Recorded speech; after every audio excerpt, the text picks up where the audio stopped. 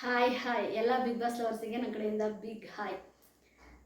ಈ ವಿಡಿಯೋ ಮಾಡೋತ್ತಿಗೆ ಸ್ವಲ್ಪ ನನಗೂ ಕೂಡ ಸಂತೋಷ, ಅದ್ರ ಜೊತೆಗೆ ಒಂಥರ ಕಣ್ಣೀರು ಭಾವುಕ ಎಲ್ಲ ಅಂತಲೇ ಹೇಳ್ಬೋದು. ಯಾಕೆಂದರೆ ನಮ್ಮ ರಕ್ಷಿತಾ ಮತ್ತು ರಕ್ಷಿತಾ ಶೆಟ್ಟಿ ಮತ್ತು ಅವರ ಸಿಸ್ಟ್ರು, ಅದೇ ರೀತಿ ವಿಕಾಸು ಅವರೆಲ್ಲ ಮಾಳುವಣ್ಣವ್ರ ಊರಿಗೆ ಹೋಗಿದ್ರು. ನಿಮ್ಮೆಲ್ಲರಿಗೂ ಗೊತ್ತು. ಅವ್ರ ಮನೇಲಿ ಆಯಿತಾ ವಾರಗಟ್ಟಲೆ ಅವ್ರ ಮನೇಲಿ ಇದ್ದರು. ಅವ್ರ ಊರು, ಅವ್ರ ಜಾತ್ರೆ, ಅವ್ರು ಎಲ್ಲ ಕಡೆ ಅವ್ರು ಅಡ್ಡಾಡಿದ್ರು. ಇಡೀ ನಮ್ಮ ಮಾಳುವಣ್ಣವ್ರ ಫ್ಯಾಮಿಲಿನ ಮೀಟ್ ಆದರು ರಕ್ಷಿತಾ ಶೆಟ್ಟಿಯವರು.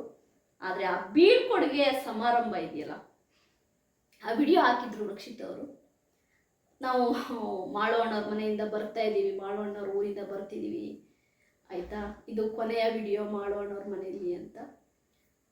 ಆ ವಿಡಿಯೋ ನೋಡಿದಾಗ ನನಗೇನು ಅನ್ನಿಸ್ತು ಗೊತ್ತಾ ಸ್ನೇಹಿತರೆ, ಕೆಲವೊಂದು ಸಂಬಂಧಗಳು ಅವು ಬಿಗ್ ಬಾಸ್ ಮನೇಲಾಗುತ್ತೋ ಇಲ್ಲೋ, ನಾವು ಒಂದು ಕೆಲಸಕ್ಕೆ ಹೋದ ಕಡೆ ಆಗುತ್ತೋ ಇಲ್ಲೋ, ಎಲ್ಲೋ ಒಂದು ಕಡೆ ನಮಗೆ ಕೆಲವೊಂದು ಫ್ರೆಂಡ್ಶಿಪ್ ಆಗಿರ್ಬೋದು, ಒಂದು ಬ್ರದರು ಸಿಸ್ಟರು ಬಾಂಡಿಂಗ್ ಆಗಿರ್ಬೋದು, ಯಾವುದೇ ಒಂದು ಬಾಂಡಿಂಗ್ ಆಗಿರ್ಬೋದು, ಅದನ್ನು ಉಟ್ಕೊಳುತ್ತೆ.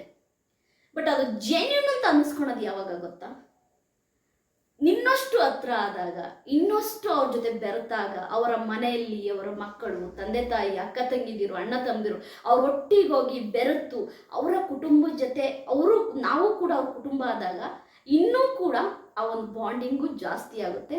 ನನಗೆ ಈ ವಿಡಿಯೋ ನೋಡಿದಾಗ ಹಾಗೆ ಅನಿಸಿದ್ದು.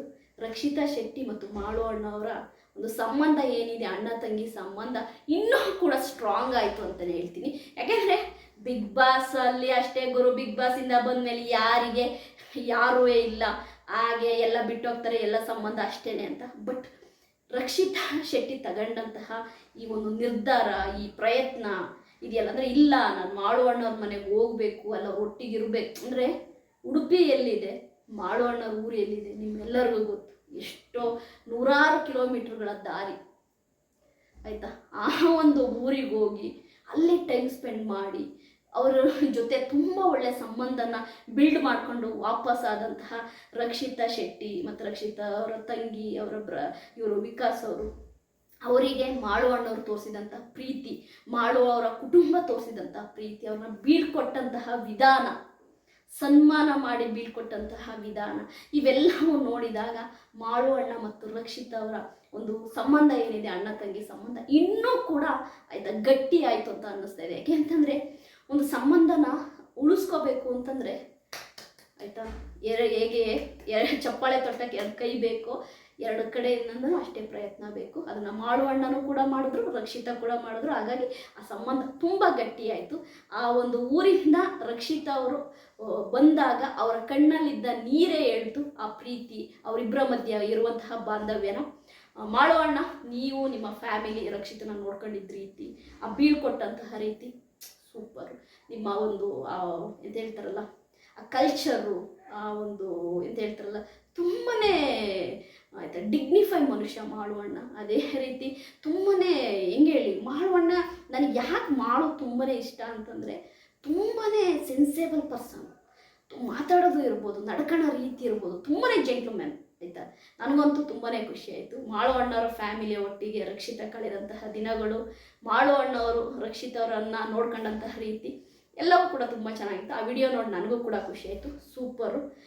ರಕ್ಷಿತಾ, ನಿಜವಾಗ್ಲೂ ಕೂಡ ನಿನ್ನ ಮಾಳುವಣ್ಣನ ಆ ಪ್ರೀತಿಗೆ ನಿಮ್ಮ ಪ್ರೇಕ್ಷಕರು ಅನ್ನೋದಕ್ಕಿಂತ ನಿಮ್ಮ ಫ್ಯಾನ್ಸ್ಗಳು ಫಿದಾ ಆಗಿದ್ದಾರೆ ಅಂತಲೇ ಹೇಳ್ಬೋದು. ಇನ್ನೊಂದು ವಿಷಯ ನಾನು ಹೇಳಲೇಬೇಕು. ತುಂಬ ಜನ ನನಗೆ 1-2 ಜನ ಕಮೆಂಟಲ್ಲಿ ಕೇಳಿದ್ರು ನನಗೆ, ಅಕ್ಕ ರಕ್ಷಿತಾ ಗಿಲ್ಲಿಯವ್ರಿಗೂ ಕೂಡ ಹೇಳ್ತಾ ಇದ್ರು, ನಾನು ನಿಮ್ಮ ಮನೆಗೆ ಬರ್ತೀನಿ, ಲಾಗ್ ಮಾಡ್ತೀನಿ ಅಂತೆಲ್ಲ ಹೇಳ್ತಾ ಇದ್ರು. ಈಗ ಮಾಳುವಣ್ಣ ಮನೆಗೆ ಹೋಗಿದ್ರು, ಲಾಗ್ ಎಲ್ಲ ಮಾಡಿದ್ರು. ಈಗ ಗಿಲ್ಲಿಯವ್ರ ಮನೆಗೆ ಹೋಗು ಕೂಡ ರಕ್ಷಿತಾ ಲಾಗ್ ಮಾಡ್ತಾರ, ಗಿಲ್ಲಿಯವ್ರ ಫ್ಯಾಮಿಲಿನ ಮೀಟ್ ಆಗ್ತಾರ ರಕ್ಷಿತಾ ಅಂತ ಕೇಳ್ತಾ ಇದ್ದಾರೆ. 100% ಮೀಟ್ ಆಗ್ತಾರೆ. ಗಿಲ್ಲಿಯವರ ಮನೆಗೆ ರಕ್ಷಿತಾ 100% ಹೋಗ್ತಾಳೆ. ಅವಳ ಪ್ರೀತಿ, ಅವಳ ಕಾಳಜಿ ಆಯಿತಾ, ಅವಳು ಒಬ್ಬರ ಜೊತೆ ಒಂದು ಬಾಂಡಿಂಗ್, ಅದು 100% ಅವಳು ಅದು ಪ್ರಯತ್ನ ಪಡ್ತಾಳೆ. ಆ ಕಡೆಯಿಂದ ಇದೆಯೋ ಇಲ್ವೋ ಅದನ್ನ ಯೋಚನೆ ಮಾಡಲ್ಲ ಅವಳು. ಅವ್ರ ಮನೆಗೆ ಹೋಗ್ಬೇಕಾ, ಅವ್ರ ಫ್ಯಾಮಿಲಿನ ಮಾತಾಡಿಸ್ಬೇಕಾ, ಗಿಲ್ಲಿಯವ್ರ ಫ್ಯಾಮಿಲಿನ ಖಂಡಿತವಾಗ್ಲೂ ಮಾತಾಡಿಸ್ತಾಳೆ. ವೆರಿ ಸೂನ್ ನೀವು ನೋಡ್ತಾ ಇರಿ.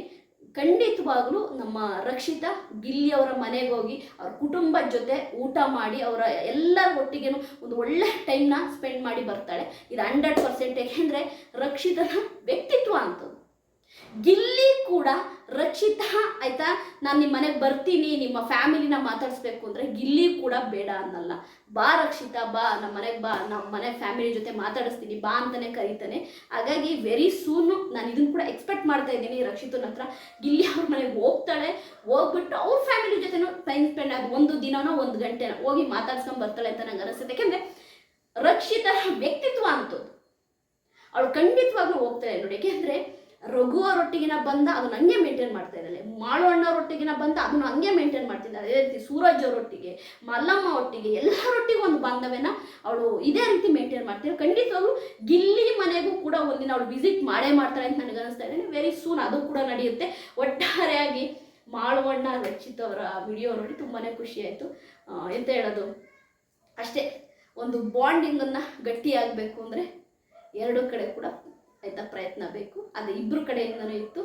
ನನಗಂತೂ ಇಷ್ಟ ಆಯಿತು. ನಿಮ್ಗೆ ಯಾರ್ಯಾರಿಗೆಲ್ಲ ರಕ್ಷಿತಾ ಮತ್ತು ಮಾಳು ಅಣ್ಣ ಅವರ ಒಂದು ಬಾಂಡಿಂಗ್ ಇಷ್ಟ ಆಯಿತು, ಮಾಳು ಅಣ್ಣ ಅವರು ರಕ್ಷಿತನ ಬೀಳ್ಕೊಟ್ಟಂತಹ ವಿಧಾನ ಯಾರಿಗೆಲ್ಲ ಇಷ್ಟ ಆಯಿತು ಕಮೆಂಟ್ ಮಾಡಿ. ಬಾಯ್.